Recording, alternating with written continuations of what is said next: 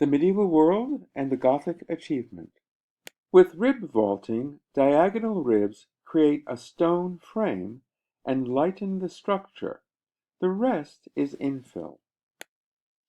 When you use a dome, how do you fit a circular dome onto a square space?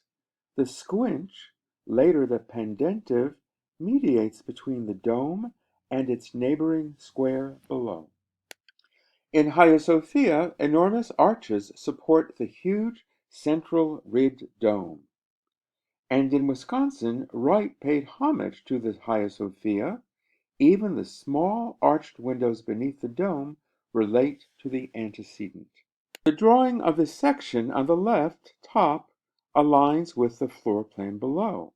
Two half-dome buttresses, the central dome. Four massive piers lend further support. In both medieval churches, transverse arches marching rhythmically down the center aisle, known as the nave, support the nave vault. The Toulouse example is Romanesque in that it preserves the ancient Roman half-round arch. The Autun example on the right is similar. The arch is the more flexible, pointed Gothic variety. In these churches, rib vaults support the nave vaults and extend upward from slender, clustered columns known as colonnettes.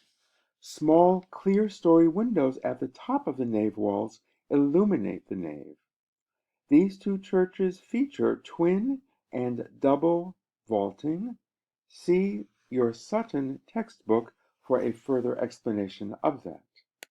In the Abbey church, the ribs are visible in the ring of chapels at the east end. In the illustration on the right, the downward forces are diagonal, and the exterior buttresses, linked to the upper nave wall by arches, are called flying buttresses. The floor plan of Chartres shows us the double side aisles between the transept, known as the crossing, and the apse, which is the circular form at the east end. The drawing on the right is half of the section across the central nave. It shows the elaborate flying buttress and how it supports the light stone frame of the upper nave wall.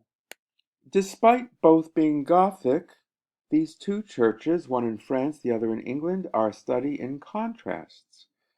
In Amiens, the emphasis is entirely vertical with continuous piers, while in Salisbury, as with other English churches, we see more of a horizontal emphasis, with lines running parallel toward the altar at the end.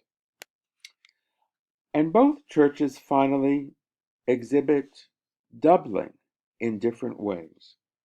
In Amiens, the double side aisles run beneath the dramatic flying buttresses that extend over them, while in Salisbury, there's an emphasis that is horizontal with two transepts or crossings.